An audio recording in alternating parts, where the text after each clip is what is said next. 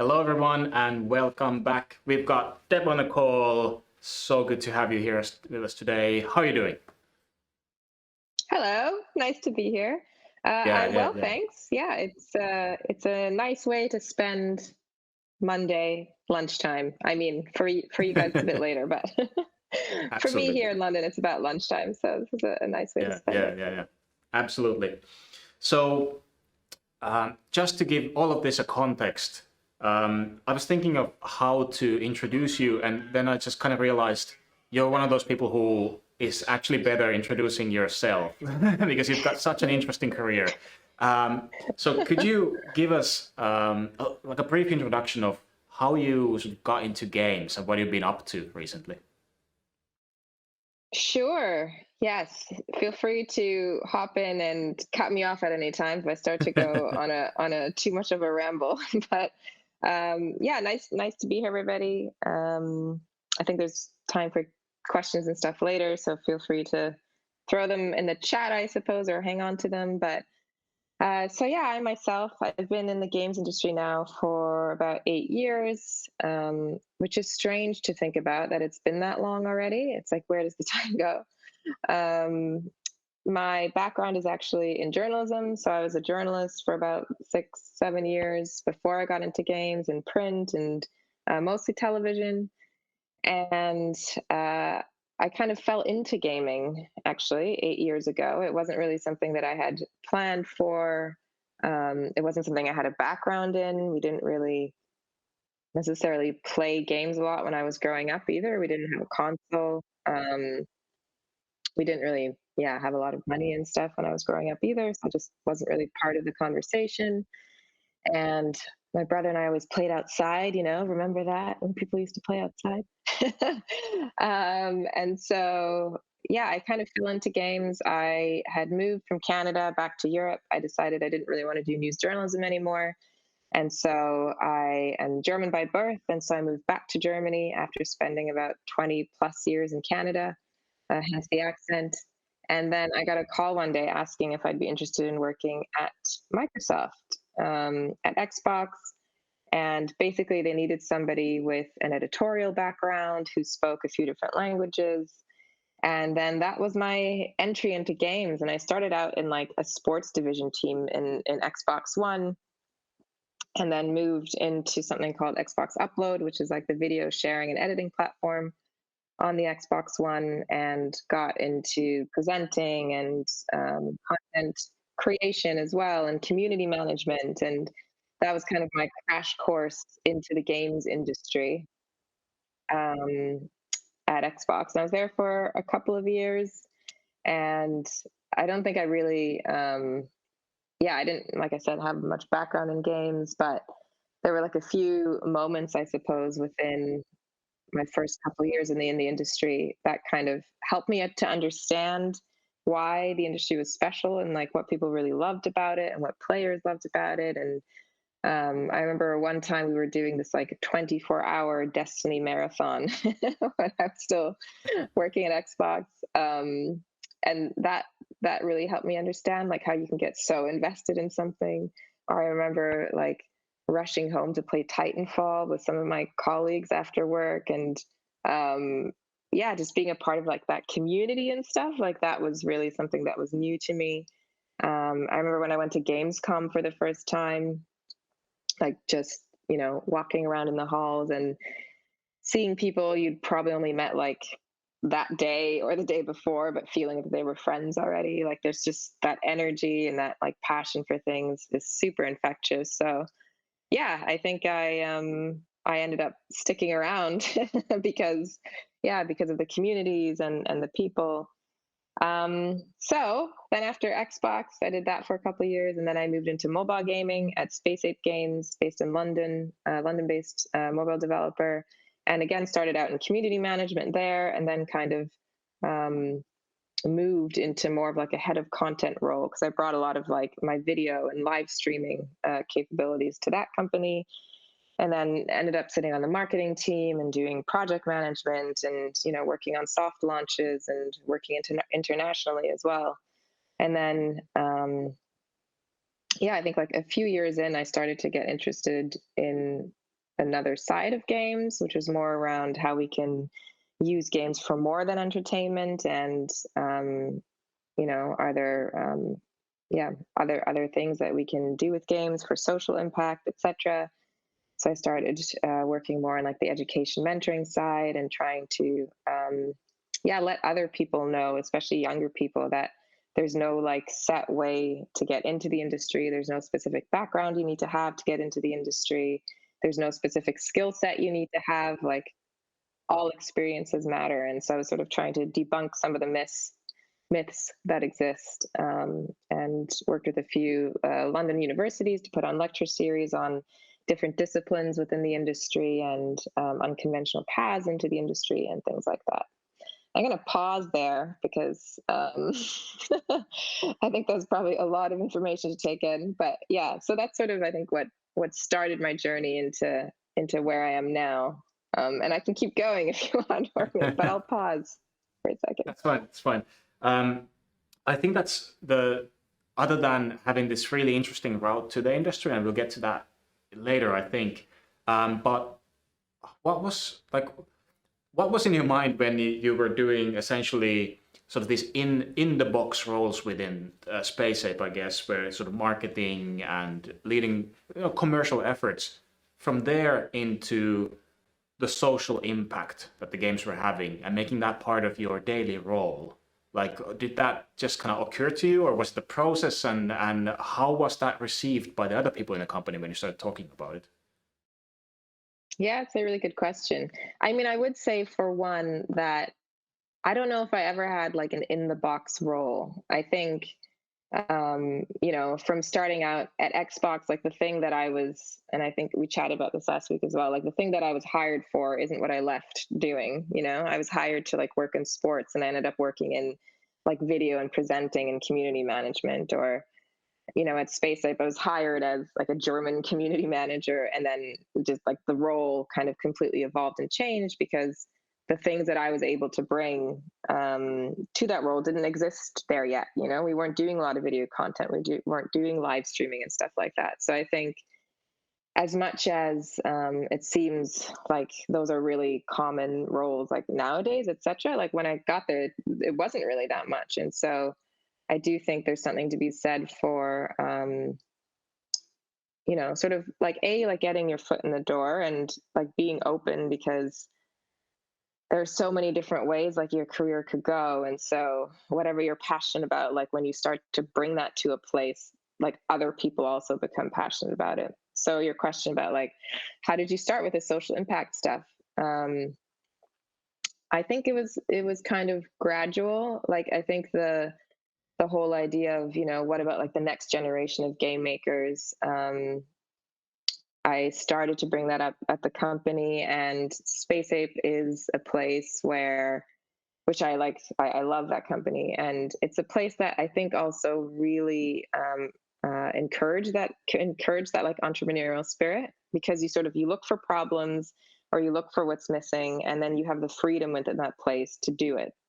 As long as you like, if you come up with a solid plan and you think it's a good thing for the company, then there's a lot of trust, I think, which is, I think, the way that companies should work, that you can then try to execute on that. And so it started with smaller things. I wasn't taking up my whole day job to do these other projects.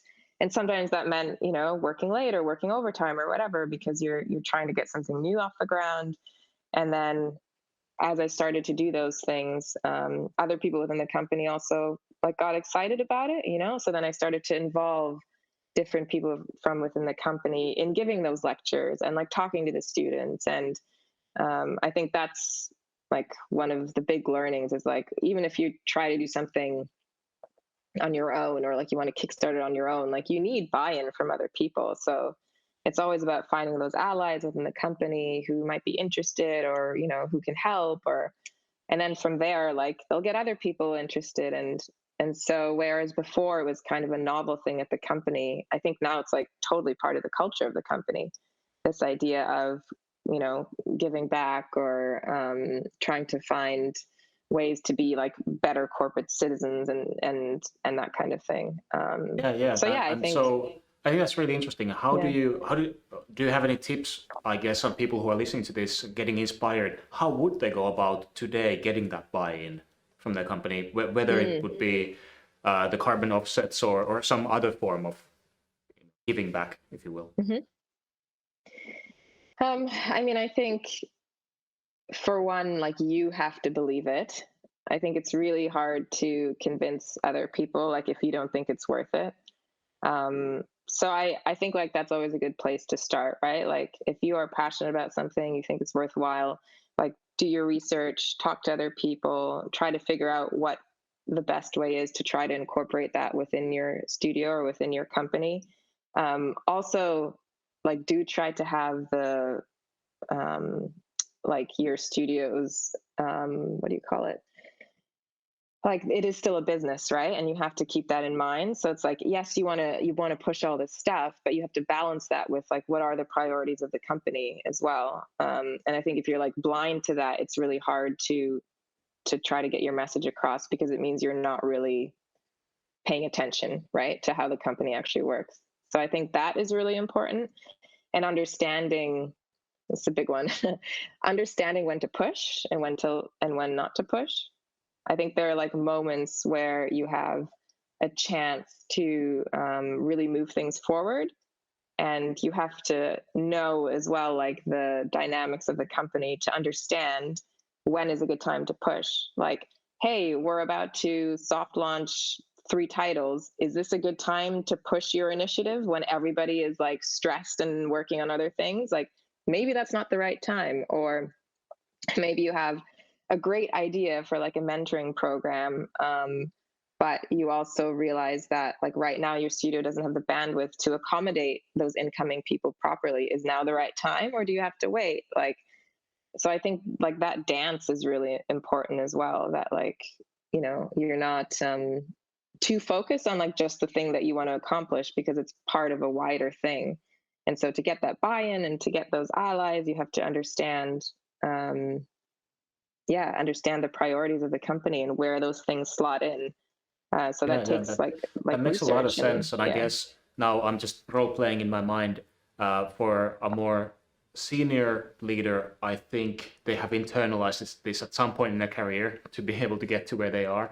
And for more junior people who maybe don't have the confidence to all that, at least like that resonates with me so much. And I think it's surprising how often people you can just ask, saying like I'm interested in doing some initiatives and all that. When would be the right time, or how would I know how to approach this in our company in a way that aligns with the goals and everything else? Like if you can phrase that question, they'll probably tell you, like, and you can pick it up and then make these things possible. So I really like that. So you were doing all of these things in the context of SpaceApe, like moving towards, say, the carbon offsets and so on. And I believe you guys actually open sourced all the results of this for everybody else to Yeah. use, So right?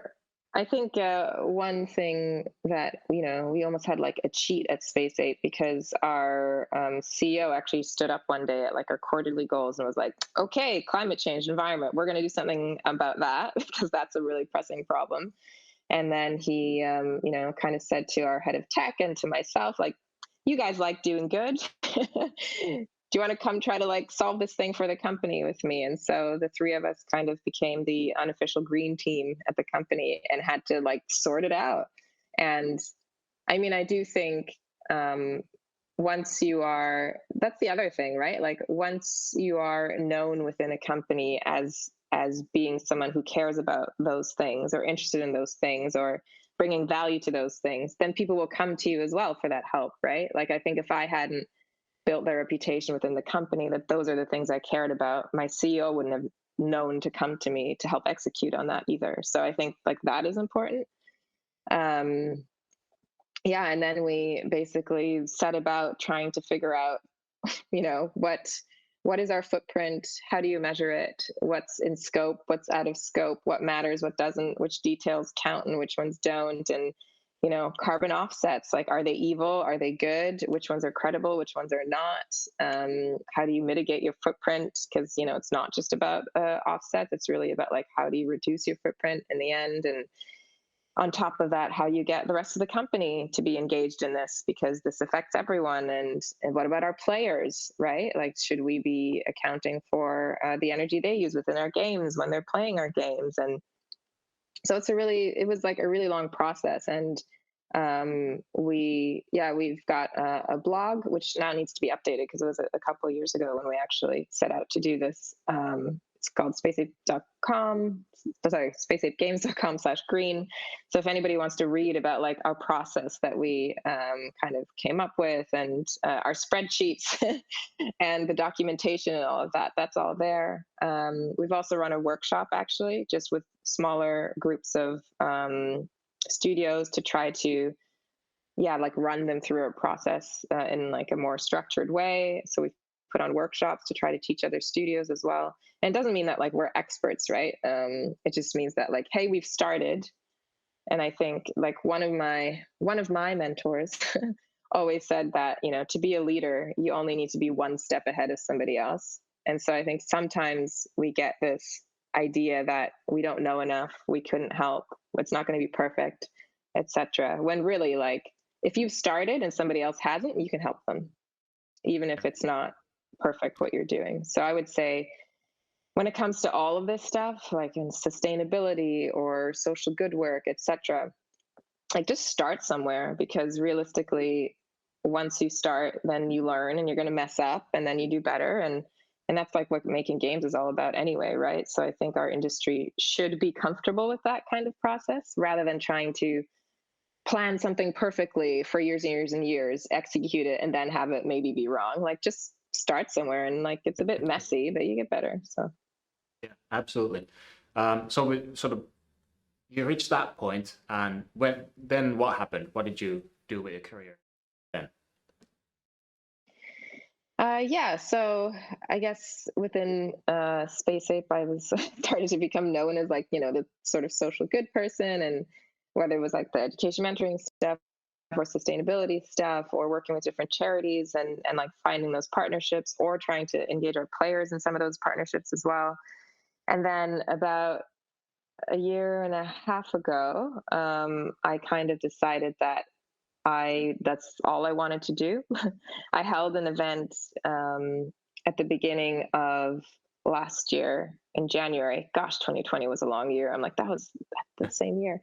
But yeah, I held an event called Games for Good, where I basically tried to bring together different people within the industry who were all working within that space or trying to innovate in that space. And we just had, really practical sessions about different ways that you could make strides either as a company or with your products or with your community of players. And we kind of broke it down.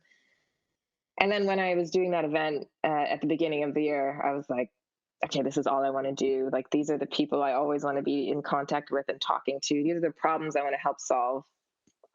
And it sort of solidified for me then. And then it was, a few months, maybe 3 months or so, until I thought like, okay, I think I want to do this full time. And then by June, I had resigned and started my own company. And then Space Ape became my first client, which was cool. And then I started to consult for UNIP as well on something called Playing for the Planet, and another London studio. And now I consult for Supercell as well. And then there's a couple of other projects that we're working on within like the conservation space. So yeah, it's kind of gone from just me to, building a little team and hiring people who are smarter than me, because that's the best way to do it.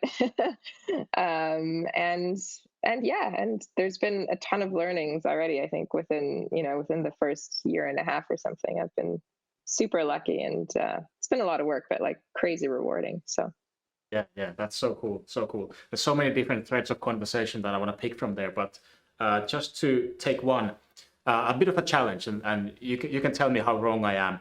So I ended up reading, I think, The Guardian, mayhaps yesterday, and there was a column by somebody saying CSR initiatives, so corporate social responsibility initiatives, are crap, and they're only whitewashing the problem, and really they're only doing shareholder value, and these things are completely mutually exclusive, and you guys are naive. So what would you sort of say to this line of arguing, maybe from senior leadership or whatever? I mean, that's interesting. I think sometimes there probably is that like whitewashing or greenwashing. Like we've seen that, I think, within the environmental space as well, right? If you have like Exxon doing like an environmental program, you're like, really? I don't know. Right.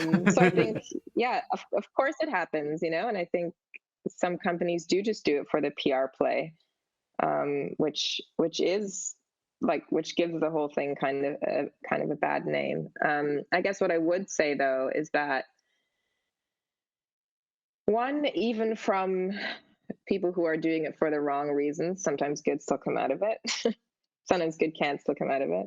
And I would say that as people are, especially within our industry, I think like are newly trying to tackle this stuff and are new to this space and figuring it out. Like I said, I think it's better for studios to start somewhere than to not do anything at all because they're worried about someone saying they're greenwashing or whitewashing or whatever, or because maybe they'll do more harm than good. Or so I think like within that context, when studios or people really are trying, it's just that they're not going to be perfect at it their first go around. Like I think we all just need some grace, to be honest, to say people aren't going to get it right the very first time, but like they're trying. So rather than, chastising them or condemning them for not getting it perfect, let's bring them on the journey and like let's help each other and help each other be better at it. And if a company is doing one thing this year, if they do it well enough, maybe they'll do two next year. And like, yes, I think there is an urgency to a lot of these things, right? And I think especially when it comes to like the environmental side, your commitments in 10 years, like you need your commitments now, like not in 10 years kind of thing, right? So I fully agree. I like back up your talk with action. But in some of these areas, like it's still new and people are learning, and yeah, I think we need to have a bit of grace. That's what I think. Yeah. And the more people do it, the more other people will see it's possible. And so if that is something that your studio is really good at, like share what you're doing so other people can learn from it. Yeah, yeah, for sure. And I'm kind of curious that you're now essentially fighting the good fight, but through games. So using games, to promote the kind of values that we're talking about here.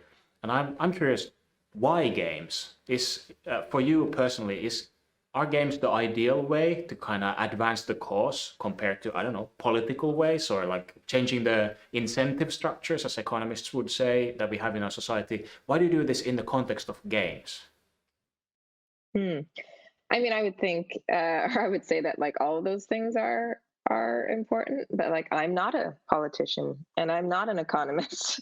This is what I know. So I think we all have the opportunity to impact our sphere of influence, right? So whatever that is, whatever industry you're in, whatever your circle of friends, your network, your peers are, like that's your sphere of influence. So like do something within that. I don't think everybody needs to be an expert in everything. Like we all have our own things that we care about, that our hearts are led towards, and for everybody those things are different, which is good because we need help in a lot of different areas, right? So if everybody was just doing one thing, um so yeah, I think that is why. But I also think that like games as an entertainment medium, like there's just nothing else that compares.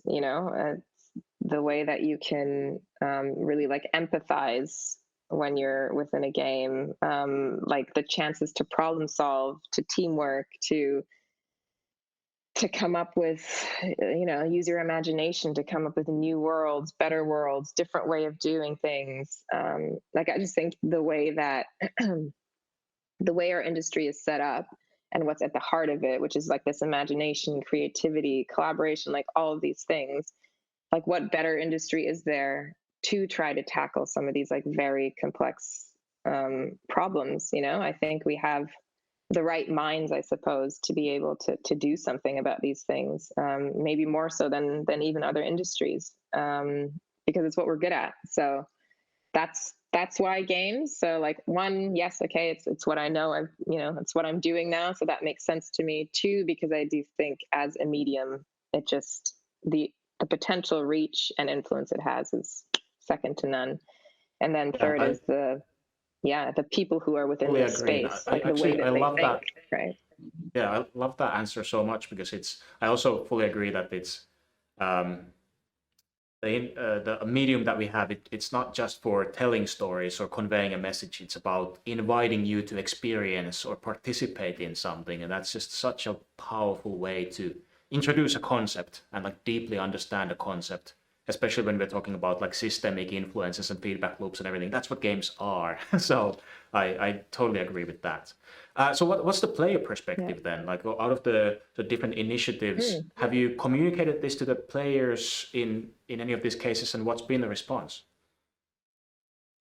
Yeah, no, definitely. So I do think players, like there's a consciousness shift happening there as well. And I think more and more players are going to look for companies and games that care about things, that actually care. So, um, I mean, one of the initiatives that I've been working on is called the Green Game Jam as part of Playing for the Planet. And that's where different studios get together to try to basically hack and jam on their existing titles to try to include green messaging. Like last year, we had 4 different objectives. This year, it was around forests and oceans. Next year is TBA. We're trying to sort that.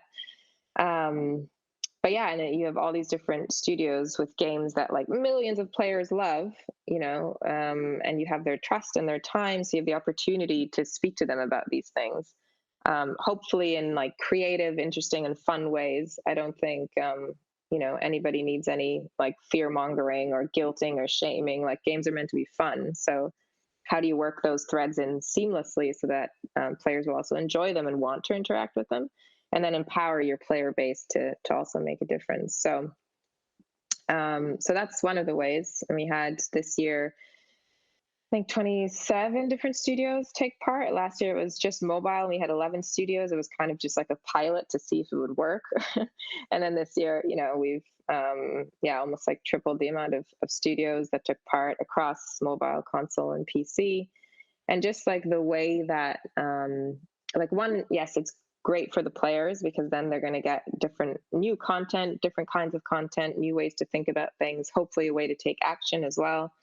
But it's also great like on the development side, because like what we've seen is that even the studios that are taking part this year, they're already thinking about the next games that they're making, right? They're thinking about like, oh, well, maybe we can incorporate some of this stuff earlier.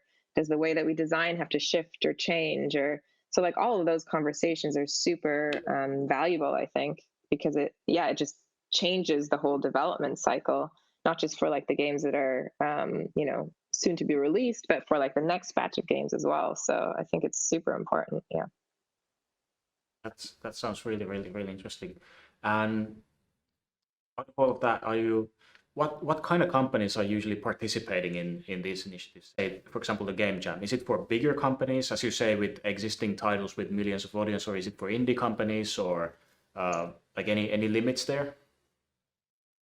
Yeah, and that's a really good question. So the first year and this year, because it is like a new initiative, we made the jam invite only. And so in the first year, it was really just like a network of mobile studios that we kind of knew fairly well, etc. And we didn't even know if studios would want to participate and kind of play nice together because everyone's very competitive. So that was amazing to see that these companies that are normally really competitive like have come together and they're sharing ideas and collaborating, and like that spirit of collaboration I think is super strong and is great within our industry. Like I think there's so much potential there. And then this year, because it was the first time we were trying out like console and PC, like we kind of intentionally again kept the pool small because we didn't know how that was going to run. Like, would console studios even do it? Like, their production timelines are longer. Like, how does that even? But they did, and like that was amazing to see as well. So, I guess the first 2 years were kind of trying to sort out the kinks and see if it even works. And then I think for next year we're trying to yeah, like build out the approach and make that a bit stronger. Like, what's the collective action we all want to gather around? You know, what's the theme that's really pressing that we want everybody to gather around? Do we need a logistical partner in case we don't make this invite only? Because then, yeah, we're going to have probably an influx of hundreds of studios. And then how do you create that intimacy, which has been, I think, a real gem of the jam with the studios so far? If there are hundreds taking part, like, how do you create that same vibe? Do you have to create that same vibe? Can it be something else? Like, so those are questions that we're kind of grappling with now. I do think in the end it's more about like quality than quantity, but at the same time it's nice to be able to have everyone participate who is keen to, right? Like, if this is something that's on your heart and you're passionate about, like, I'd love to be able to incorporate those people. So yeah, so TBA is the answer for that for next year. Yeah. Really, really interesting. So essentially, stay tuned and Yes. potentially like get in touch with you or other people in the alliance to, if this is something interesting, that this is something you'll actively try to open up in the future once you find an effective way to do it. Would that be like a fair way to paraphrase? Oh yeah, no, definitely. Like any what we said as well, like with the studios that were taking part, we sort of let studios who are taking part also invite other studios. So it wasn't just like us sending out, you know, invites. So I think definitely if studios are interested and they want to take part, like, for sure, reach out to me or reach out to the alliance as a whole. Just, yeah, so we can also know like who gauge interest and stuff. Like, that's always really useful. And then as for like becoming a member of the alliance, you don't have to be a member of the alliance to take part in the jam, but it's usually like a nice on ramp. So it's a great way for studios to get to know each other, etc. What the alliance is all about, some of the objectives it has before maybe like trying to make those formal commitments as a studio. And we have a few onboarding moments throughout the year for the alliance as a whole. And you know, we do work on people with their work on commitment letters with people. So if studios aren't sure exactly what they should be incorporating or like what a good target is to set, etc., it's kind of a collaborative process as well. So it's not like we leave people out in the dark and like, that commitment letter wasn't good enough, good luck. Like, we'll help you get there, kind of thing. Perfect. If I take a little bit of a different angle to all of this, I think it's fascinating to talk about this stuff because earlier in the day we've been talking a lot about leadership as a personal thing, you and the team and you as a leader and all that. But in your case, it's almost now not just leading a team, but really pushing, leading the whole industry into a direction. So it's a completely different level of kind of thought leadership. I think that's amazing. And this is your story, but I think in the audience we might very well have people who've got their own ideas or their own interests or something that they've got to, got to say, got to tell to other people. Do you have any tips that you could share on how they could, get the tools that they need or the confidence or the contact or whatever to lead the industry as well? That's something that can be shared or learned. Good question. It's a hard one. I guess for one, like, I don't think I'm special. So the answer is yes. Like, yes, for sure. I think if there is something that, you think the industry should be doing more of or doing better, doing differently, like, we're all the industry, right? It's like we all have the responsibility. It's not like the industry is over there, like you're part of it. So if you want to see a change, then it's kind of up to you, I think, also to try to make those changes or get other people on board. So one, I would say, like, yes, definitely it's possible and you should try. What are the best ways to go about that? I think start doing the work. Like, it's great to talk about the stuff that you think needs changing or like talk about ideas, etc. But like, if you have nothing to back that up or show for it, then it's just talk, right? And I do think that really separates a lot of people. I think there are people who like talk about doing stuff and people who actually do it. And so if there is something like on your heart you want to do, like, just start doing it, even if it's small scale. even if it's with a few friends, like whatever the thing is that you want to do it. Like I don't think anybody will like stop you if you really want to execute. Like just do it, and then once you have started doing the thing, you can start to share that with people, right? And then the more of it you do, then other people come on board, the more you learn. And so I would say, like, start, do your research, and just get going. Like, I didn't yeah, I'm trying to think, like, well, how did I even start? Like, I just started. Like, literally, it was like, I think I would like to do this, and then I did it. I don't, Yeah, I don't, that, it's, which sounds really like simple, but, and no, doing, and there's don't get more me to it, wrong, but right? I Like, yeah, yeah, that, like doing it's things is hard. something clicks in your mind saying it's possible. Like let's try. Let's just go with it. Yeah, What's the just worst that can try. happen? Yeah, Exactly. exactly. Just try. And like, it is hard. I don't think it's easy. It's a lot of, um, like stress and anxiety and fear and like all of these things, right? It's not like it's easy. It's hard, but when you think it's worth it, you do it anyway. And then people see that you actually mean it once you do that, right?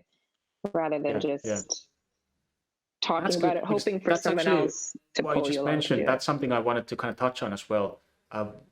What would you say makes this thing difficult when it's difficult? So we kind of talked about the successes and achievements and the dream in this case, but what's it day to day? Is it hard? Is it frustrating, or how would you characterize this type of work? Uh, yes, I think the hard thing. I mean, there are lots of hard things, I suppose. One is like, um, it's a lot of work, and because you do find amazing people that you get to do that work with, and I think when you do really care, you put a lot of yourself into it. So it's not like a regular gig, which honestly I think a lot of the industry is not this way, like where you can just clock out at 5 and then forget about it. But yeah, once you care about something, like you really invest a lot of yourself into it, and that itself can be tiring because it's a lot of work. So sometimes you just have to like make sure that you still get like your rest and that your weekends are your weekends, because you're never really done. Like there's always something else you could or should be doing, but if you don't take breaks, you start to resent the work, and then that's the worst thing that can happen, right? Because this thing that you used to love turns into this thing that you start to not love, and then it's useless. So I would say definitely like making sure to take breaks, which is really hard, like I said, when there's like so much to do. And I think picking the right good things, like there are so many different areas that you could engage in and do. I think there are new ideas every day for things that I could maybe get involved in. And you kind of want to say yes to everything because it's all good. But you start to realize, like, if I say yes to everything, the quality of everything is going to start to go down because I'm only one person, or my team is only one team, or whatever, right? So I think it's trying to focus and like pick your battles, like pick a few things and then really like give those everything rather than trying to do everything, because then you're going to burn out and like the quality of your work isn't going to be as good. You're going to feel like you're failing constantly because you can't do all the things. You're going to feel like you're failing all the time anyway, so like try to limit that as much as possible to like a few projects rather than like all of them. So yeah, I Yeah, think that's hard. It's like you care a lot, and so that's hard. Yeah. I think that's makes so much sense, and I empathize, and I think a couple of other people today touched on the same thing. Like when you work too much, suddenly you lose the joy, you lose the purpose, and everything starts to go downhill, and that's the road to burnout. Which I Yeah. think you were already basically answering. There was an audience question of that you being busy leading the whole company and the industry, how do you manage your work-life balance? And you were basically saying by focusing and by saying no and so on. But how do you know what to focus on? How do you know what to say no to. Do you have any thoughts or tips there? Yeah, that's a really good question as well. And I do think that's a learning process. That's not something I was good at when I started. And it's still like a struggle because, yeah, I am one of those people who like wants to do everything. But tips for saying no. I guess one is impact. Like, no, okay, let me back up. I think you need to know what your why is, right? Like, why are you doing the thing that you're doing? Is it for impact? Is it because, I don't know, like you yourself are fulfilled when you do these specific things? Is it because you love to be on the ground and get your hands dirty? Is it like whatever your like why is it for money? Like, I don't know, like whatever your why is, try to make sure that that's aligned with the things that you do. And when you have a strong why, it's easier to say no because you're like, that thing isn't answering my why. It's amazing, it's great, and it's lovely. I hope someone does it, but it's not answering my why. So like I have to let it go. So I think that's important. And sometimes like the things that get you excited, like say yes to those. It shouldn't be like, oh, the thing I should do. Like, what's the thing that gets you excited? Because that like motivation is going to carry you when stuff is hard and you don't really want to do it. Whereas if you didn't really want to do it in the first place, but you just thought you should, that's not going to carry you when you're stressed and tired and all of that stuff, right? Yeah, yeah, it's deep stuff, Um, and that reminds me of I wonder who the quote was from, but studying highly effective people and their habits and traits. I think one of the ones that you touched on there was that the people who get a lot done tend to be extremely lazy about the stuff that they don't really care about, that doesn't advance their goals. So being conscious of your goals allow you to dedicate that time and energy to further the things that actually make the difference. And then you're better yeah. able to keep that work-life balance and have the time for yourself while knowing that I did enough. I did the right things. So I think that's really Hmm. difficult. I wish I would say I'm really good at it, but I guess we're all learning on this one. It's Um, really hard. Yeah. That's what I mean. And sometimes you'll get the balance right and you're like, oh my gosh, I think I've got the perfect balance. And then like something else will come up and it'll throw the balance all yeah, out you of whack. completely So trip it's like up a and like, okay. continual, yeah, it's like a continuous, process. But yeah, definitely trying to take time for yourself, shutting off, realizing that your rest is part of your work too, because you can't do your work when you're not well rested. And rather than thinking like, I have to work through the time when I'm resting to be able to be productive, like your rest is part of the work. Like that's, yeah, building that Yeah, in. absolutely. And for sort of pushing the industry and like coming up with your own ideas, the key method was just do it, and all the other tips of like weaving it into the goals of the people around you and finding collaborators and pitching and demoing, getting momentum. What about the step before that? So what I enjoy about all of this is that you've had a very, very unorthodox career within games. So I would even say that you've invented the roles that you're doing nowadays. How do people do that? Could anybody do that in the audience, or is there something you need to do before you get to this spot where you can kind of define your own space in the industry? It's a good question. I mean, I do think anyone could do it. I think part of it is like personality as well. I think I do think anyone can learn it though. Like I remember before I got to Space 8, I think I was probably more in the mindset of like, is someone going to tell me what to do? And then I'll execute it. Like, what's the thing I meant to do? And for a while, I think it was a huge adjustment to go from who's going to tell me what to do to we expect you to tell us what needs to be done. Big mind shift, right? But if you can break into the other mindset to stop waiting for people to ask you or tell you and to actually tell them what you think needs to be done and do it, like that's how you create your own role, because you're literally finding the gaps and finding the areas that need to be worked on, and you're trusting yourself to be able to identify them. So that takes like confidence building, that takes, again, like doing the research, finding good mentors. Like something I've done even when I was younger, like I was always looking for people who are like working in the spaces I wanted to be in. I would reach out to people randomly who I thought were like interesting or creative or whatever. Like I've never been shy about that. I was like, you're doing something I want to do, or you're inspiring to me. You're a person like anyone else. I'm just going to send you a message and see, like, will you go for a coffee with me? Will you? And I've done, like, I did that even when I was in journalism, you know, like you just be bold. You're not going to have all the answers yourself. So like seek out the people who know more than you do and talk to them, and just 100%. Like I would say like that was something that was maybe already part of my personality that really helped me with that mindset shift of like, okay, no one's going to tell me, I need to figure it out myself. Yeah, And perfect. then, you know, find people who can help.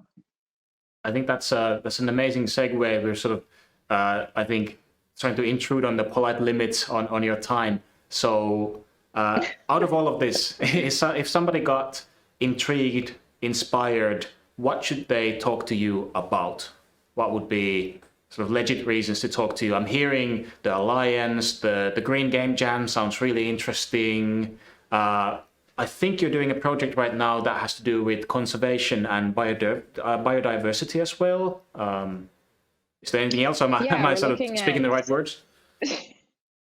yeah, no, we're sort of a few of us are looking, we're like within this space are looking at like wildlife and biodiversity and how we can couple the games industry with that better, because it's kind of the other side of the climate change coin is biodiversity. And so if anyone is interested in that or wants to help sort of come up with ways to answer some of those challenges, then feel free to reach out to me. The Game Jam, the Alliance, feel free to reach out.